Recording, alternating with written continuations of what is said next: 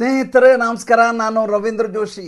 ಬೆಳಗಿನ ಸಂಚಿಕೆಯಲ್ಲಿ ಹೇಳಿದ ಹಾಗೆ ಪಶ್ಚಿಮ ಬಂಗಾಳದ ಚುನಾವಣೆಯ ಇವತ್ತಿನ ಮತದಾನದ ಬಗ್ಗೆ ಅಪ್ಡೇಟ್ಗಳನ್ನು ಹಂಚಿಕೊಳ್ಳಲಿಕ್ಕೆ ಈ ಸಂಚಿಕೆ. ಬೆಳಗಿನ ಸಂಚಿಕೆಯಲ್ಲಿ ಒಂದು ಮಾತನ್ನು ಹೇಳಿದ್ದೆ ನಾನು ನಿಮಗೆ. 2,40,000 ಜನ ಭದ್ರತಾ ಸಿಬ್ಬಂದಿಯವರಿದ್ದಾರೆ. ಎಲೆಕ್ಷನ್ ಕಮಿಷನ್ ಆಫ್ ಇಂಡಿಯಾ ಇನ್ನಿಲ್ಲದ ಹಾಗೆ ಬಿಗಿ ಬಂದೋಬಸ್ತ್ ವ್ಯವಸ್ಥೆ ಮಾಡಿದೆ. 100 ಜನ ಅಧಿಕಾರಿಗಳನ್ನು ಎತ್ತಂಗಡಿ ಮಾಡಿದ್ದಾರೆ.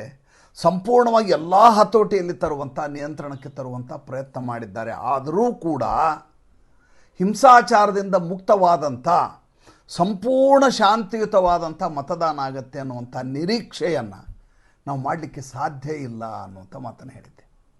ಅದು 100ಕ್ಕೆ 100 ದಿಟ ಅಂತ ಮತ್ತೊಂದು ಸಲ ಸಾಬೀತಾಗಿದೆ. ಏನಾಯಿತು, ಬೆಳಗ್ಗೆ ಈತ ಮುರ್ಷಿದಾಬಾದ್ನಲ್ಲಿ ಬಂದ. ಹುಮಾಯೂನ್ ಕಬೀರ್, ನೌಡಾ ಅನ್ನುವಂಥ ಒಂದು ಕಾನ್ಸ್ಟಿಟ್ಯೂನ್ಸಿ.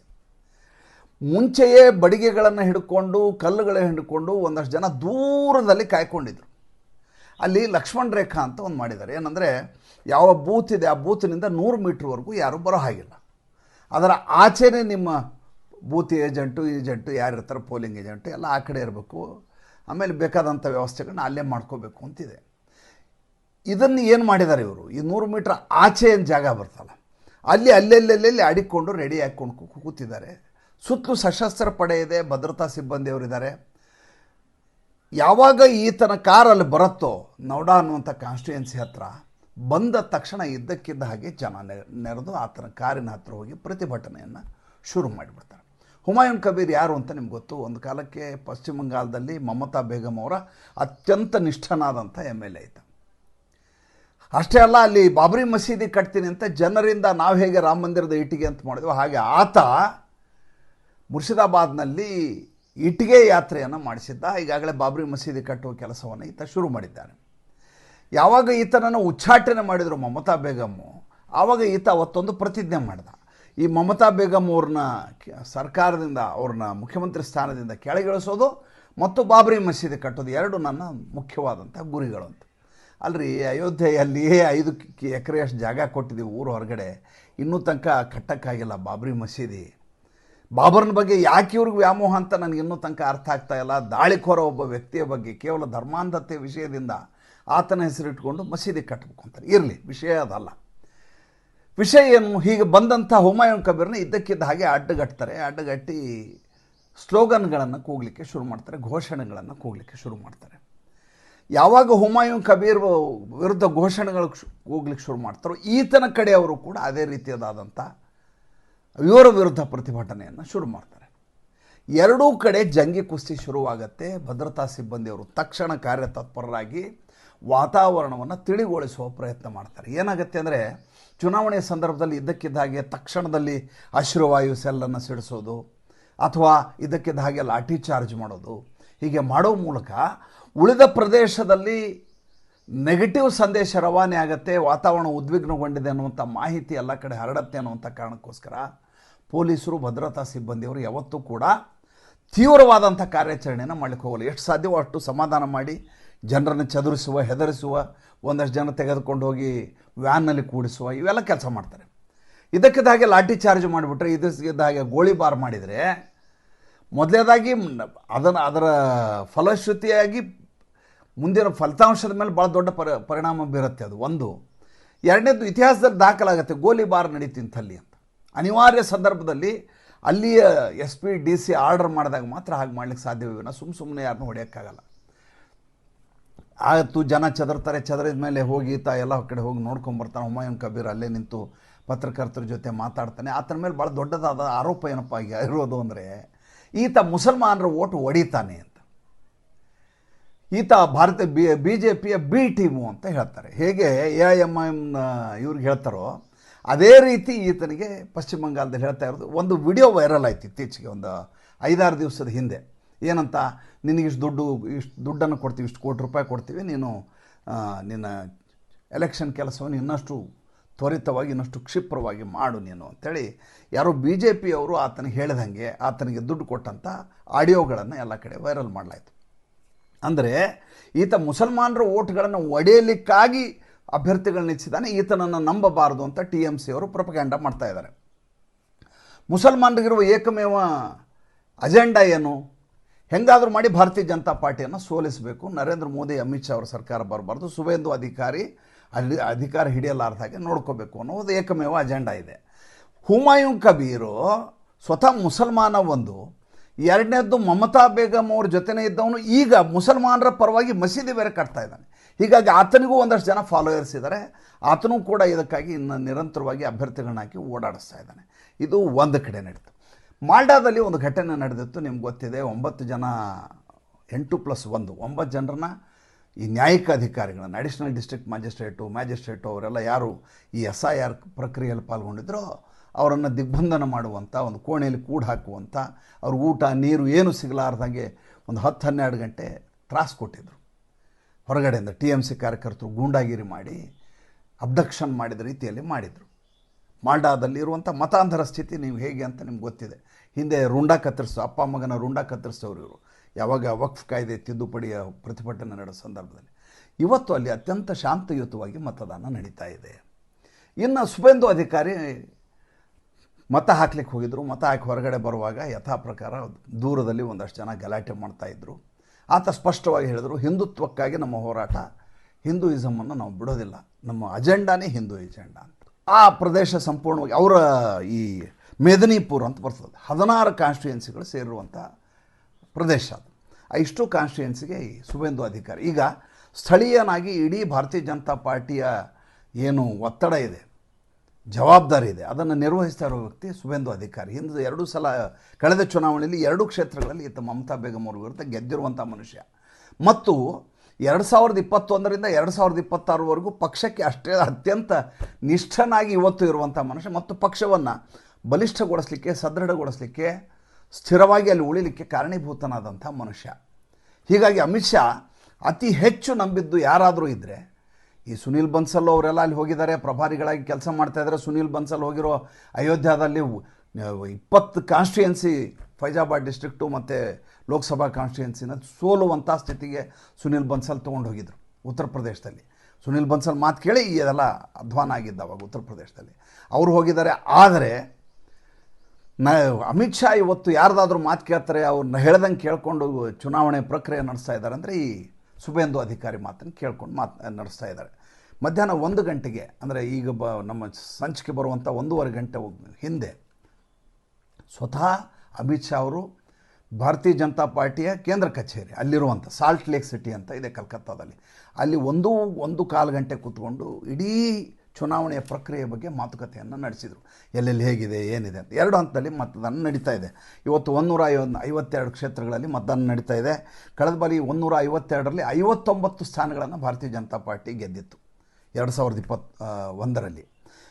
ಈ TMC 92 ಸ್ಥಾನಗಳನ್ನು ಕಳೆದ ಬಾರಿ ಗೆದ್ದಿತ್ತು. ಈಗ ಯಾವ ಚುನಾವಣೆ ನಡೀತಾ ಇದೆ. ಇಲ್ಲಿವರೆಗೂ ಮತದಾನ ಎಷ್ಟಾಗಿದೆ?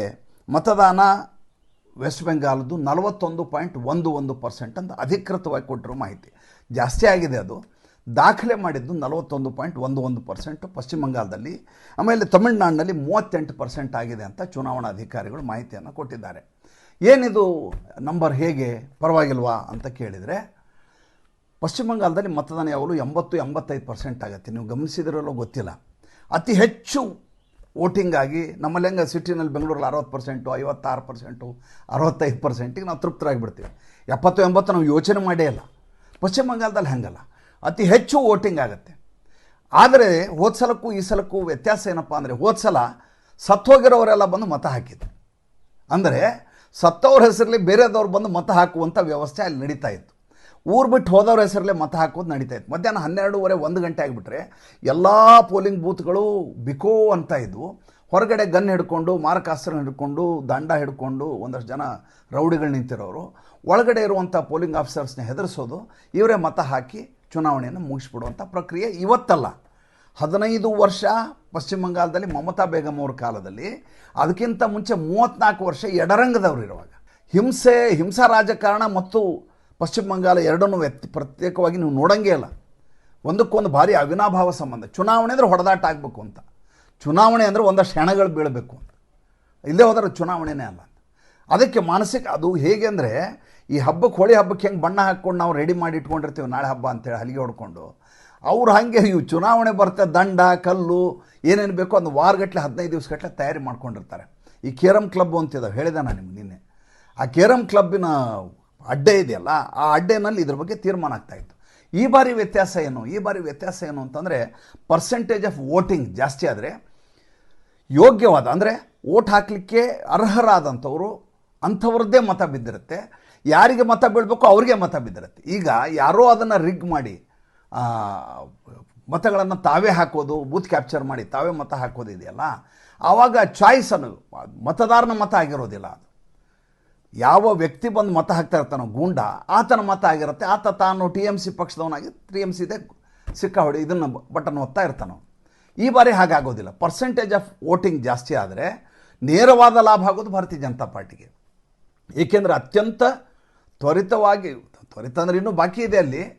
ಇಂಥ ಸಂದಿಗ್ಧತೆಯಲ್ಲಿಯೂ SIR ಅನ್ನು ಮಾಡಿ ಕೋರ್ಟಿನಲ್ಲಿ ಹೋರಾಟ ಮಾಡಿ ಮಾರಾಮಾರಿ ಆದರೂ ಕೂಡ SIR ನಂತರದ ಪಟ್ಟಿ ಏನಿದೆ ಆ ಪಟ್ಟಿ ಪ್ರಕಾರವೇ ಈಗ ಚುನಾವಣೆ ನಡೀತಾ ಇರೋದು, ಮತದಾನ ಆಗ್ತಾ ಇರೋದು.